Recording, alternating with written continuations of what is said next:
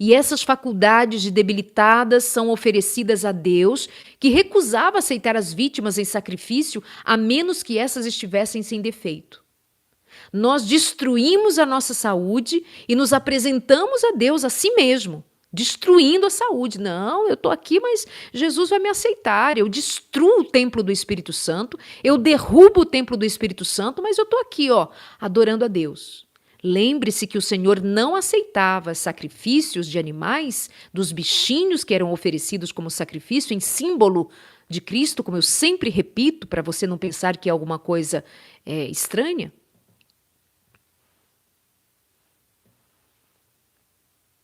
É nosso dever pôr o nosso apetite e nossos hábitos de vida em conformidade com a lei natural.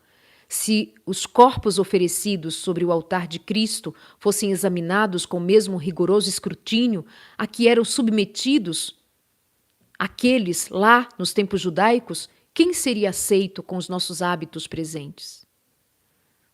Com que cuidado devem os cristãos reger os seus hábitos, a fim de manter o seu pleno vigor de cada faculdade para entregar ao serviço de Cristo?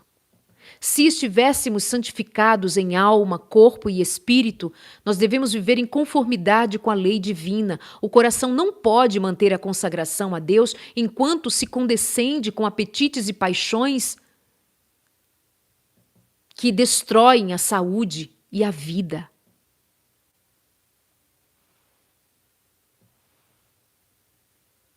Portanto, agora nenhuma condenação há para os que estão em Cristo Jesus, que não andam segundo a carne, mas segundo o Espírito.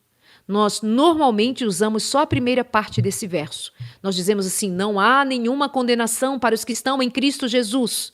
Mas Paulo completa a sentença dizendo que não andam segundo os seus desejos carnais, mas segundo o Espírito. Anota aí, Romanos capítulo 8, verso 1, já não há mais nenhuma condenação para os que estão em Cristo Jesus e não andam segundo as obras da carne. Ele exorta os Gálatas, dizendo assim, lá em Gálatas capítulo 5, versos 16 e 17, ele diz, andai em espírito e não cumpram as vontades da carne, porque a carne cobiça contra o espírito e o espírito contra a carne, contra os desejos carnais.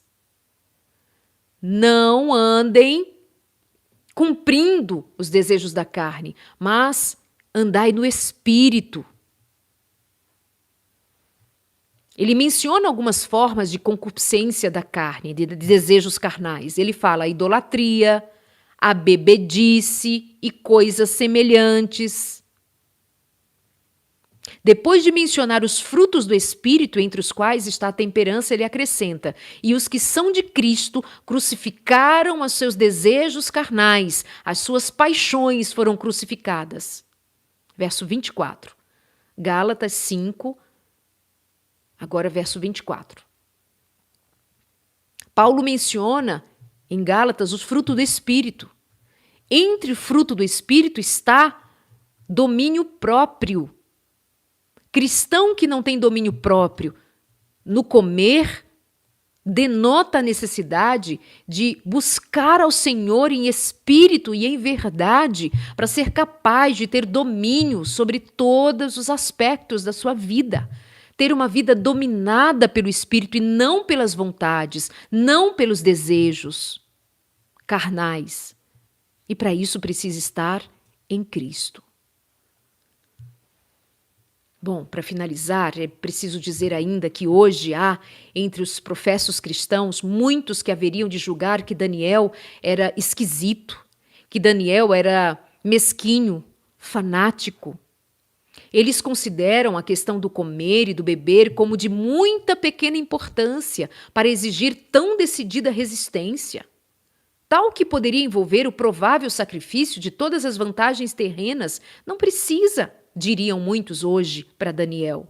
Para que isso, Daniel? Para com isso, Daniel.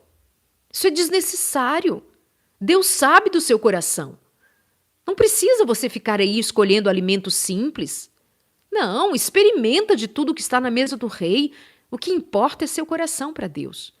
E Daniel sabia que importa o coração, o cérebro, as mãos, os pés, o estômago, o intestino, o coração, os olhos, a boca, o nariz, do dedinho do pé até o último fio de cabelo.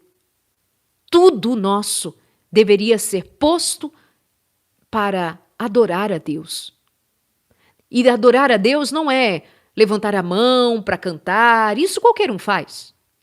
Adorar a Deus não é ir a uma igreja, muita gente ir nas igrejas, mas, sobretudo, o que denota se nós temos religião, ou seja, se nós estamos ligados a Deus, é se nós consideramos o impacto do Evangelho em todos os sentidos. Aqueles que assim raciocinam notarão no dia do juízo que se desviaram das expressas exigências de Deus e se apoiaram em sua própria opinião como norma para o certo e para o errado. Descobrirão que aquilo que lhes parecera sem importância não fora assim considerado por Deus. Suas exigências deveriam ter sido sagradamente obedecidas. Aqueles que aceitam e obedecem a um dos seus preceitos porque lhes convém, ao passo que rejeitam a outro porque sua observância haveria de requerer sacrifício, rebaixam a norma do direito e, por seu exemplo, levam outros a considerarem levianamente a lei de Deus. Assim, diz o Senhor, deve ser a nossa regra em todas as coisas. Quer comais, quer bebais ou façais qualquer outra coisa, faça para a glória de Deus.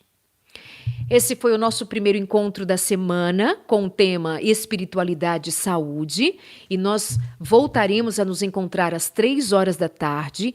Continuaremos, só que lá às 3 horas da tarde nós contaremos com a presença de uma nutricionista, de uma especialista em alimentação, saúde, física e também emocional, porque as coisas estão interligadas, nós já entendemos isto. Então, eu espero que essa mensagem de agora seja complementada pela mensagem de logo mais à tarde e que nós fiquemos nesse exercício de aprendizado, de reflexão, de busca do conhecimento, para que nós tomemos decisões acertadas para a vida. Não adianta você continuar dizendo, eu sou ansiosa, eu sou depressiva, eu sou ansioso, eu tenho pensamentos acelerados, eu tenho pensamentos muito confusos. Se a gente não parar para colocar a casa em ordem, e a gente começa a colocar a casa em ordem cuidando dos hábitos. Quando a gente organiza os hábitos, quando a gente toma decisões acertadas, nós vamos colher frutos certos. Então, considere que esta semana pode ser uma semana de reviravoltas na sua vida em todos os sentidos, se você tiver atenção à palavra de Deus. Nós vamos orar agora, pedindo que o Espírito Santo nos auxilie, porque esta é uma palavra que precisa do auxílio do Espírito Santo para ser introjetada em nossa alma, para que a nossa mente seja impregnada desta palavra, que é um chamado a sermos mordomos de Cristo, a sermos orientados pelo Espírito, em cuidarmos da vida que o Senhor nos deu. O Senhor nos emprestou essa vida, e o Senhor nos chama de mordomos justamente por Ele nos ter emprestado essa vida. E Ele pedirá esta vida de volta. E o que nós diremos? Jogamos nossa vida no lixo? Nós não cuidamos da vida? Estávamos fazendo o que nós não cuidamos da vida? Que Deus tenha piedade de nós e por isso precisamos do auxílio do Senhor. Pai querido, nós pedimos que a Tua misericórdia nos alcance, que a Tua luz seja derramada para que nós possamos enxergar o que realmente é necessário e está ao nosso alcance para ser feito. Como se nós estivéssemos num quarto escuro e uma luz fosse acesa e nós víssemos que há poeira, que há objetos fora do lugar e nós víssemos que o quarto está desarrumado, a casa precisa de mudanças. Foi a luz que nos fez enxergar. Que essa luz, meu Deus, que o Senhor nos está concedendo, seja justamente o que vai nos fazer enxergar o que precisa ser mudado. Mas para isso, Deus, Precisamos que o Senhor nos ajude, que o Senhor nos dê o Espírito Santo para que Ele fortaleça a nossa decisão, para que Ele nos encoraje, para que Ele nos dê a direção, para que Ele nos dê a paz de fazer a Tua vontade.